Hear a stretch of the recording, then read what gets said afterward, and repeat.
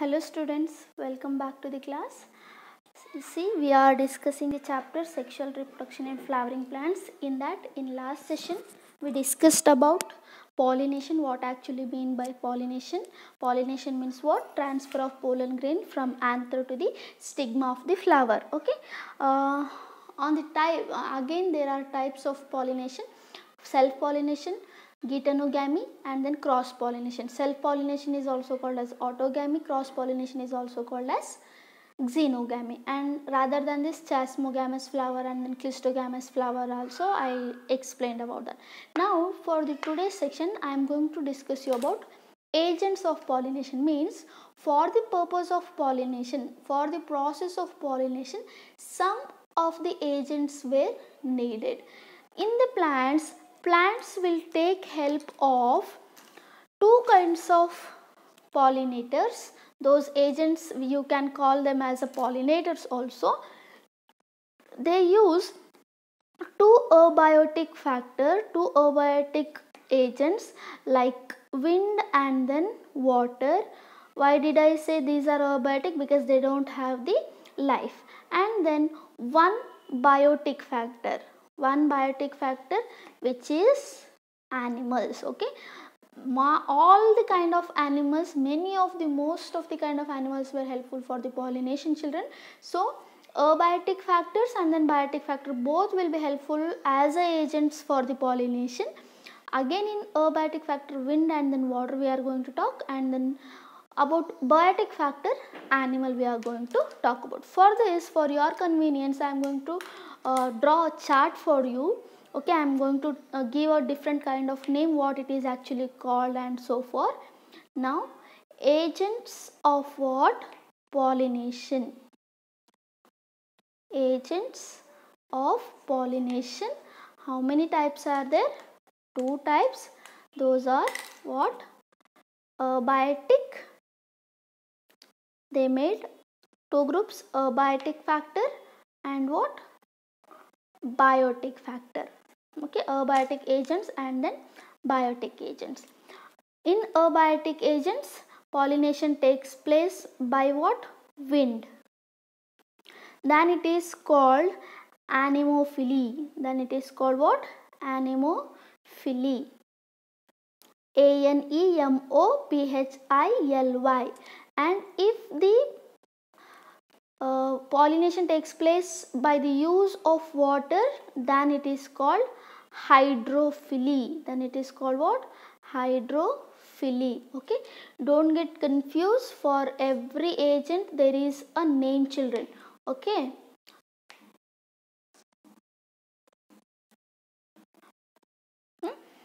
If pollination takes place by water means it will comes under hydrophily. If pollination takes place by wind means it comes under anemophily. Now let me talk about the biotic factor. Biotic factor means pollination takes place by whom? Animals. Then it is called, if pollination takes place by animals, it is called zoophily. It is called what? Zoophily. Okay. Now I am going to give you list of the members which is called so and so. First one, if pollination takes place by insects, then it is called entomophily. What it is called? Entomophily.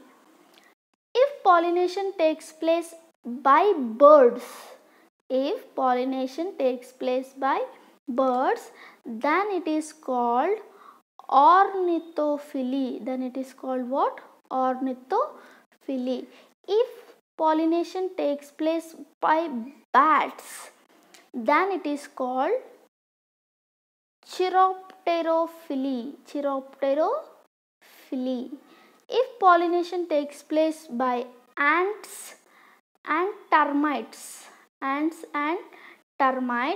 then it is called myrmecophily. Then it is called what? Myrmecophily.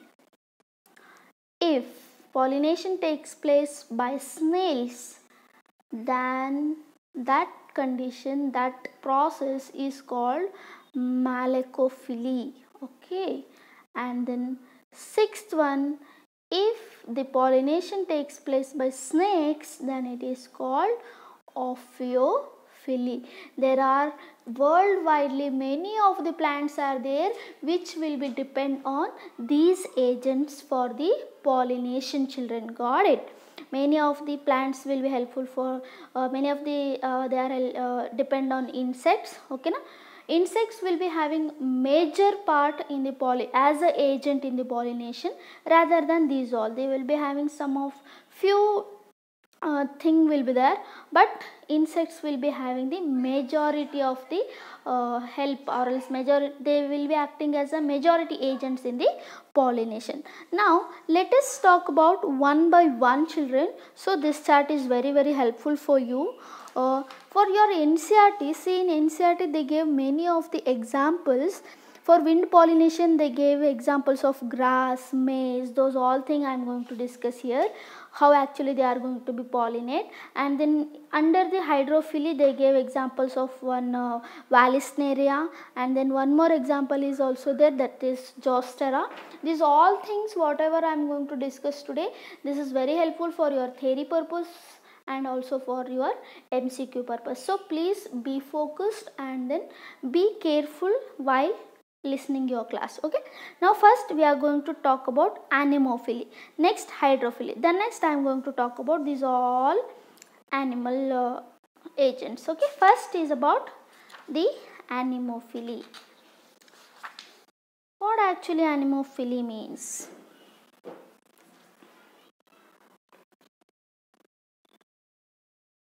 Anemophily means what? Pollination agent is who? Wind.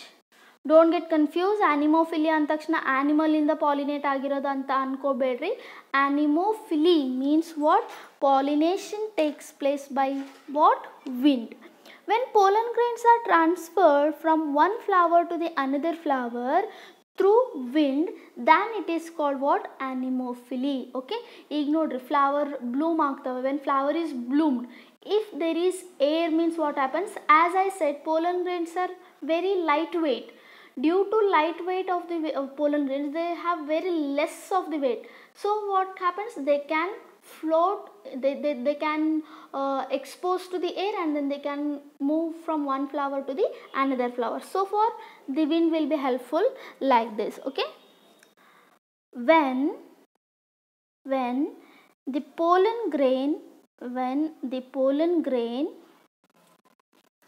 are transferred, when the pollen grain are transferred from one flower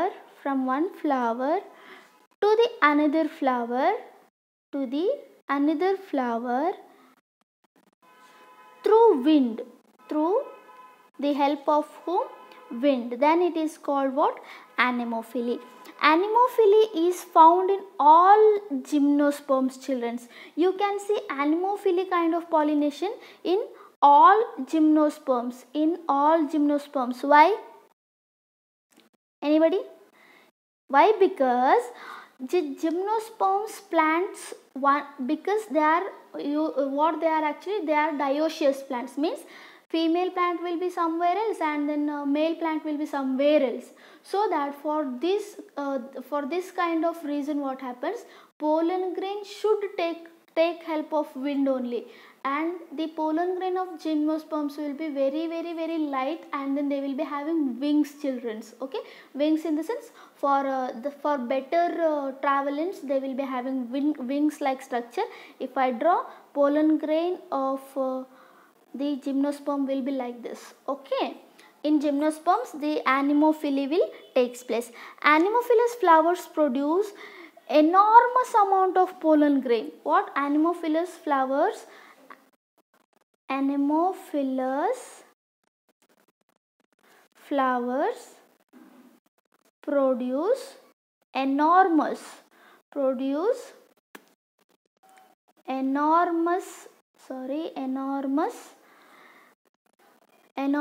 amount of what, children?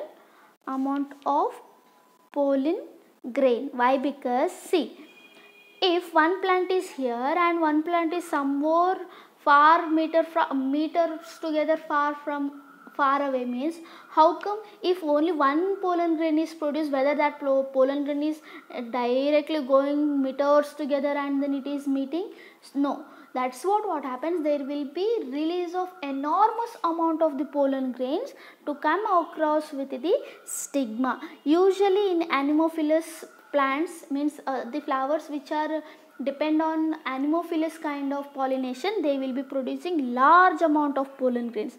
Pollen grains are very small here. If I talk about the characteristic of pollen grain which are showing anemophilous kind of pollination, pollen grain will be very small, children. Pollen grains are very small. They will be very small, lightweight. They will be lightweight and they will be dry. They will be what? They will be dry. They won't be sticky. Okay. Pollen kit will be not there. Means stickiness is not there. Means pollen kit is not there. That is the idea. Next, here stigma is large, hairy and then feathery. If you go for the flower means now I talked about pollen grain. If we come across with the stigma will be large here. Okay, stigma will be large and it will be hairy. Means if you see the stigma of the anemophilous flower, what happens in that the stigma will be hairy, children. Due to the hairy stigma, whenever the pollen grain is attracted, pollen grain is landed over the stigma, it will be attract very soon due to the chemical whatever the chemicals are present here on that. And then many of the plants will be showing feathery stigma also. Some of the plants which are showing feathery stigma also, and then they mainly having the explosive characters. Okay now, and say yellow clouds are formed in pinus. If I talk about pinus plant, I think you people are remember about the pinus. In here what happens, yellow clouds will form. Yellow clouds means yellow clouds are seen in the pinus due to the pollen grain which is called sulfur shower. Means what happens when pinus flower or else pinus plant is releasing pollen grain, it will just looks like yellow clouds. Means that much of huge amount of pollen grains are going to be released in the air. Okay, as because pinus comes under the anemophilous kind of pollination. It is showing anemophilous kind of pollination because it comes under the gymnosperms. Okay now, if the pinus plant is releasing pollen grains as they are in yellow color, it is called yellow clouds, and the pollen grains which is called what? Sulfur shower. The pollen grains which are called what? Sulfur shower. Pinus tree, due to the pollen grain I can call them as what? Sulfur shower, which is sulfur shower, children. Okay, these all are not there in your NCERT. Only for extra point of view I am going to discuss you. Okay now, and again in anemophilous flower what happens are neither attractive nor fragrance. If you go for the pollen grains of anemophilous, what happens, the flower here will be neither they are attractive nor they are fragrant. Why? Because here there is no necessary for the flowers to attract anybody, and there is no necessary of flower to fragrant anybody. See, wind is abiotic factor. There is no necessity of attracting them. If I talk about animals, if I talk about insect, for the insect the flower should attract. For the attraction purpose, flower will be having many colors. That is one of the thing. Okay now, so here in anemophilous flower, if you see, flowers neither they are attract and then neither they are fragrant. They don't have even nectar gland also. Childrens. Okay, and then maximum loss of pollen grain takes place only in this type of pollination. It is completely non-directional process. Why? Because maximum loss will be there, children. Maximum loss of pollen grain. Maximum loss of pollen grain will be there in Anemophilus flower. Why? Because there will be no direction for the pollen grains. See, air ಅಲ್ಲಿ ಆವಾಗ pollen grains travel ಮಾಡ್ತಾ ಇದ್ದಾವೆ ಅಂತಂದಮೇಲೆ ಯಾವ ಥರ ಗಾಳಿ ಬೀಸ್ತದೋ ಆ ಥರ ಏನಾಗ್ತವೆ, pollen grains ಹೋಗ್ತವೆ. Totally it is of non-directional. Because of non-directional,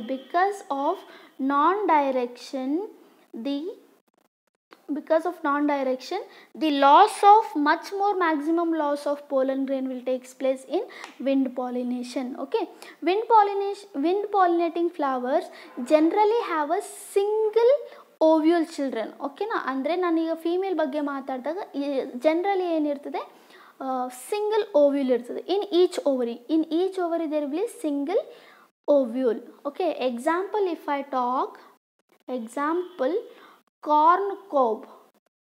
corn, ನೀವೇನು ಸ್ವೀಟ್ ಕಾರ್ನ್ ಅಂತ ಕರಿತೀರಲ್ಲ, corn cob and then maize, these all are examples. And then sugar cane, the next bamboo. Okay, these all are example for wind pollination. Many of their coconut is also example for wind pollination. And then cannabis, papaya, and then papaya. Note, usually these all are, some are monoecious only and some are dioecious. Okay, date palm, mulberry, this all are comes under what, children? Mulberry. Okay, these all are comes under wind pollination.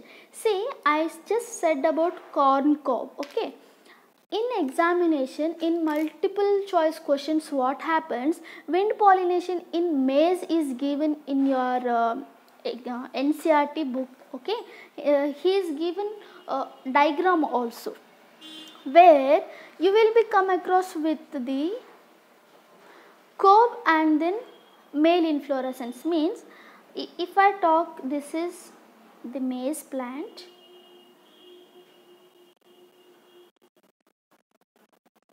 Maize plant will be like this, isn't it? And then let me take green color for the leaves. This will be the leaf of what? Of maize.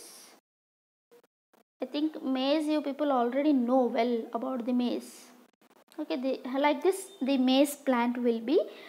If I talk the inflorescence, see here at the tip there will be very much large amount of inflorescence will be there. Okay, these all are the male inflorescence. Okay, these are what? These are male inflorescence. Now question arise, where is female? Male we got, okay, that's fine. Where is female? Yes, female will be present like this. This is corn cob of what? Maize.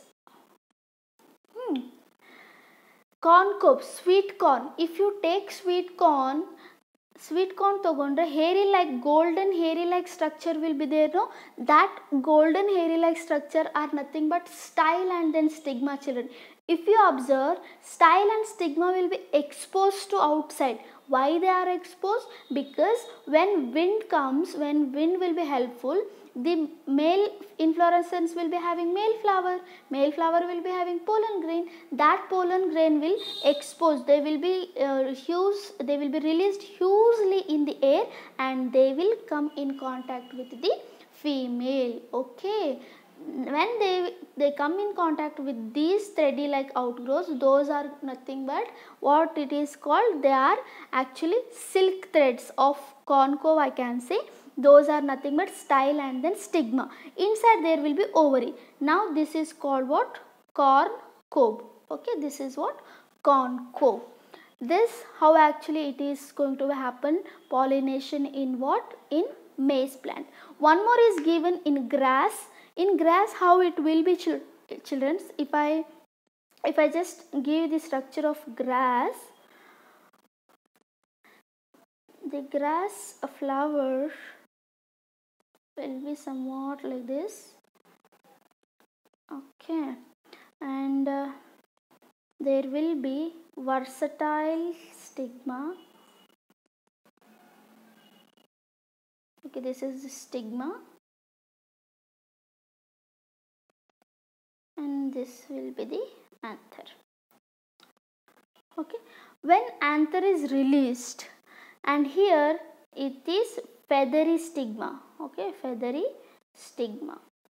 To this feathery stigma, what happens, or else versatile stigma, or else versatile anther, I can say. Here there will be ovary. This is the ovary.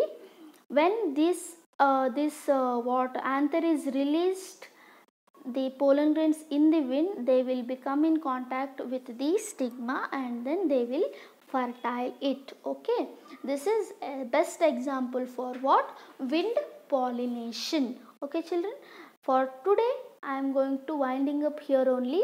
For next session, we are going to discuss about many of the types of the hydrophily. What actually mean by hydrophily, and what actually the hydrophilous plants are showing, which kind of characteristic, those all things we are going to discuss in next class. Thank you.